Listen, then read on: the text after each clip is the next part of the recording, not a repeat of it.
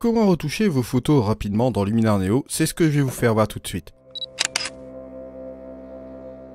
Ici dans le développement, vous allez prendre tout simplement un des profils, l'Adobe Standard, ce sera largement suffisant.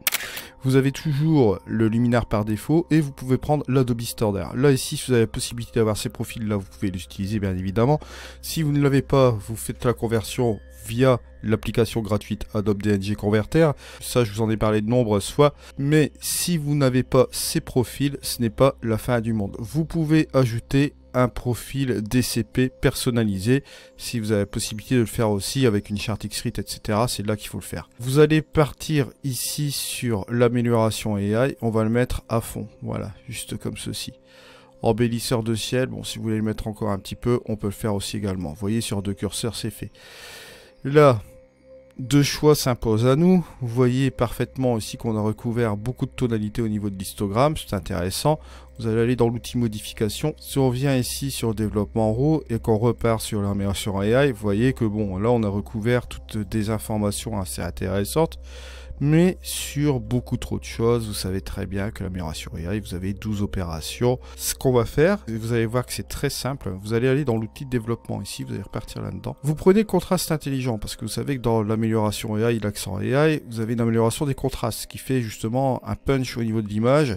Ça va avoir un impact aussi également sur les couleurs. Ce que vous allez faire, vous décontrastez juste comme ceci. Vous voyez, vous rattrapez ici juste comme cela. Et là, bien évidemment, comme on enlève du contraste, forcément, ça va avoir un impact aussi léger sur les couleurs. Ce que vous allez voir ici devoir faire, c'est baisser ce truc-là peut-être à moins 50, voilà. Ça, c'est la première chose que vous allez faire. Après, vous allez dans la couleur ici, dans le développement. Vous prenez la saturation et vous désaturez tout simplement. Bon, là, on est peut-être à moins 25, voilà, on est sur quelque chose de pas mal comme ceci. Vous voyez que ça marche relativement bien. Là, si on fait la différence entre le avant et le après, vous voyez qu'on retrouve quelque chose d'assez sympa comme ça. Et que l'exagération que vous aviez juste avant, c'est parti, tout simplement. Alors, une fois qu'on a fait cela, on peut jouer aussi, bien sûr, si vous le souhaitez, sur l'exposition, baisser un petit peu l'exposition ou monter, ça c'est à souhait, hein. Vous réglez encore à nouveau l'expo. Vous voyez comment vous devez régler cela, bien sûr. Bon, là, j'ai pas fait la correction d'optique préalablement pour la distorsion, etc. Mais n'oubliez pas de la faire, hein. Vous pouvez revenir encore en arrière sans aucun problème. Vous revenez ici dans le développement en RAW. Et vous allez dans l'optique ici. Vous pouvez faire la correction d'optique qui est juste ici. N'oubliez pas que cette correction d'optique fonctionne uniquement sur les fichiers RAW. D'ailleurs, c'est indiqué ici, développement RAW, juste comme cela. Alors on va revenir ici sur l'ensemble de ce qu'on a fait sur l'image. Voilà, on revient ici en arrière sur les outils. Et là, par définition, lorsque vous voulez retravailler un petit peu tout cela, vous allez tout simplement ici en bas dans les super contrastes au niveau des professionnels. Et vous rebalancez manuellement les contrastes dans l'image.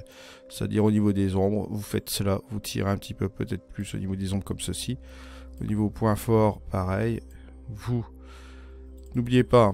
Vous avez toujours la balance des couleurs, mais je vais revenir un petit peu en arrière pour vous expliquer encore une fois l'ensemble. Si vous ne connaissez pas encore l'outil, je vous conseille d'aller voir les précédents tutos Luminar Neo sur la chaîne.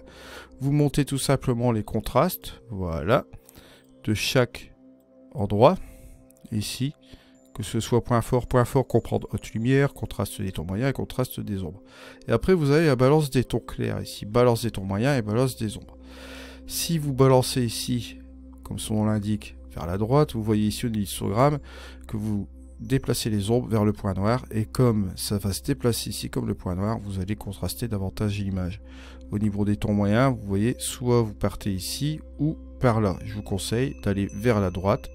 Regardez ici, au niveau de l'histogramme, c'est en train de changer aussi un petit peu également. Au niveau des tons clairs, pareil, hop, soit gauche, soit droite. Hein. Vous voyez ici, soit gauche, ici au niveau de l'histogramme, ou soit droite ici, juste comme ceci. On peut rebalancer comme cela. Hein. Et regardez, vous avez ici le avant et le après. Vous avez ici un contrôle ici au niveau des contrastes. C'est très léger, hein, comme vous voyez là, sans aucun problème. Et vous êtes tranquille là-dessus. Après, au niveau des couleurs, pareil, si vous voulez avoir un contrôle ici au niveau des couleurs, vous prenez l'arrondi des couleurs et vous mettez un petit coup d'éclat. Voilà. Et si vous voulez rebalancer les couleurs, changer un petit peu les couleurs, vous pouvez le faire ici dans les différentes sections ombre, ton moyen et haute lumière. Là, il s'agit simplement de changer les couleurs. Mais si vous voulez faire une espèce de color grading d'abord, c'est-à-dire faire une modification complète aussi des couleurs avec un virage, vous pouvez le faire aussi également entre les ombres et les hautes lumières. Si vous balancez dans les ombres un petit coup de saturation et que vous changez par exemple la teinte, on va remettre ici cela dans les bleus. Vous pouvez booster les bleus, bon, même si vous allez à fond comme ça, c'est pas un problème, puisque vous pouvez mettre une quantité un petit peu moins importante. On va le laisser à 50 pour voir un petit peu l'ensemble.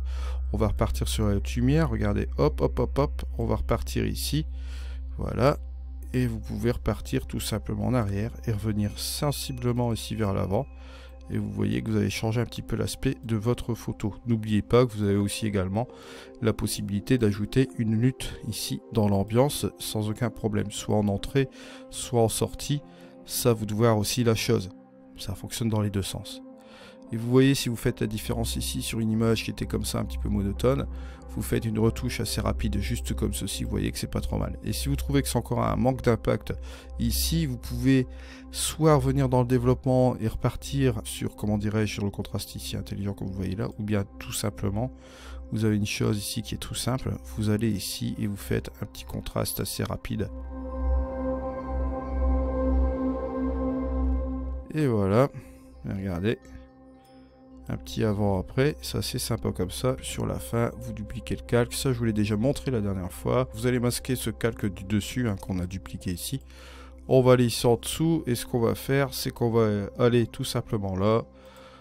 On va effacer tout ce qu'on a fait ici sur notre calque de base. Bien évidemment, on va garder ce qu'on a fait sur le développement en haut, juste comme ceci. Voilà. On va revenir sur le calque ici au-dessus. Boum, voilà qui est fait.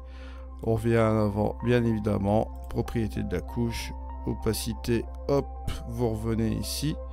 Et vous pouvez tout simplement régler tout ce que vous avez fait sur votre image, sur un seul curseur. Et après, au goût de voir un petit peu ce que vous voulez avoir comme aspect sur votre photo, juste comme ceci. Vous voyez, là c'est juste un exemple que je vous ai montré ici. Vous voyez que assez rapidement vous pouvez retoucher votre photo. Vous voyez qu'en 2 minutes on retouche une photo assez rapidement. Après toujours pareil, si vous voulez rebalancer les couleurs, etc. Vous allez ici dans la couleur, on va dans les HSL. Au niveau des bleus, c'est toujours le même souci aussi. Bon, si vous voulez prendre un mascara, vous pouvez prendre simplement le ciel et cela. Mais là on va impacter ici toute l'image. Si vous trouvez que toute l'image est relativement assez importante au niveau des bleus, on va ici désaturer un peu les bleus, on va le mettre tout simplement là, voilà, juste comme ceci. Vous prenez la luminance aussi également, vous baissez la luminance des bleus, vous allez voir ici, vous retrouvez cet aspect là. Tout simplement, et toujours pareil, saturation de l'ensemble ici de l'image, vous pouvez encore désaturer aussi ici également. Toujours en mitigeant avec la propriété de la couche. Après, vous pouvez rajouter encore plus de présence ou revenir un petit peu en arrière, etc. C'est pas un problème, bien sûr. Alors, tout ce qui est ces touches de capteur, j'aurais dû l'enlever sur la couche principale ici avec la touche enlever les poussières ici. Avec le truc automatique dans la fonction effacer ici. C'est la fonction supprimer les traces de poussière. Ça, faites-le bien évidemment sur le truc de base. C'est-à-dire ici, préalablement. Et après, faites votre edit, etc. Là, je ne l'ai pas fait. Mais bon, on aurait pu le faire auparavant, bien sûr. Voilà. Voilà ma petite astuce d'aujourd'hui sur Luminar Neo, comment retoucher assez rapidement. Vous voyez que ça va vraiment très très vite. Alors je vous rappelle aussi sur ma chaîne YouTube, vous avez aussi également la playlist de Luminar Neo. Vous pouvez afficher la playlist ici complète. Vous allez retrouver 86 épisodes depuis le départ de Luminar Neo, c'est-à-dire de toutes les informations que j'avais eues dessus. Donc c'est intéressant de voir comment le logiciel avait évolué, bien évidemment. Vous avez aussi également tout ce qui est test sur la bêta, sur la Early Access, et tout ce qui était version anticipée, comme ça vous voyez bien l'évolution du logiciel. Et vous avez aussi également ici la formation qui est juste là, qui reprend là, à partir de la version 1.01 bien sûr, jusque la version actuelle, la 1.31 bien évidemment. Alors, cette formation comprend 86 épisodes. Vous avez 19h52 de contenu sur Luminar Neo. Vous avez pas mal de choses, bien sûr. Alors, si bien évidemment, vous voulez voir encore d'autres contenus des précédents Luminar, vous avez également aussi la version ici de Luminar AI qui comprend 134 vidéos. Ça peut être une ressource pratique pour Luminar Neo, vous pouvez toujours les adapter dans Luminar Neo, les tutoriels Luminar AI, sans aucun problème bien sûr. Et si vous le voulez aussi, vous avez toujours la playlist complète de Luminar 4 qui comprend 157 vidéos, si vous voulez voir un petit peu les mécanismes aussi des différents luminaires. Je pense que j'ai aussi dans mes playlists la formation complète Luminar 3, si vous le voulez. Bon, bien sûr, j'ai aussi d'autres logiciels de post-production. Vous savez très bien sur la chaîne que je traite de pas mal de logiciels. Ici, n'oubliez pas qu'on est à la saison 4, vous avez déjà tous ces tutos qui sont réalisés là-dessus. Vous avez notamment une ressource de 860 vidéos sur tous les logiciels de post-production en tout genre, vous le voyez ici. Vous avez donc cette ressource qui peut vous aider bien évidemment, tout ce qui est en matière de développement et retouche et divers autres sujets, bien évidemment sur la photo. Comme vous le voyez là, ça représente déjà un petit paquet ici. Et on est donc sur cette saison 4, on va continuer de plus belle bien sûr, on aura beaucoup de choses à traiter. Je vous prépare d'autres surprises bien sûr sur cette chaîne. N'oubliez pas aussi également que sur mon site internet, vous avez tout ce qui est regroupé ici sur les différents logiciels, bon, en différentes catégories ici.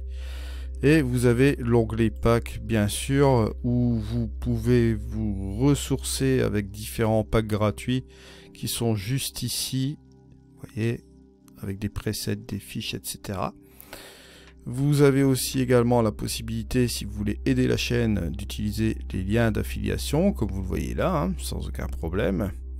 Juste ici. Les liens d'affiliation, je vous le rappelle, ça ne vous coûte absolument rien, à part bien évidemment, moi ça me permet d'avoir une légère commission pour moi entretenir mon contenu bien sûr. Si vous voulez aller plus loin et devenir contributeur Patreon, vous pouvez toujours le faire aussi. Un petit bonjour à tous mes contributeurs Patreon aussi également, merci à vous tous. Vous avez aussi également la possibilité, si vous voulez m'offrir un petit café, de le faire par cet intermédiaire. Et encore, l'autre chose aussi, c'est l'apparition bien sûr sur YouTube des Super Thanks. Si vous voulez m'offrir un Super Thanks, vous pouvez toujours le faire aussi également. Je vous remercie de m'avoir suivi, on se retrouve dans une prochaine vidéo, c'était dit, allez, ciao.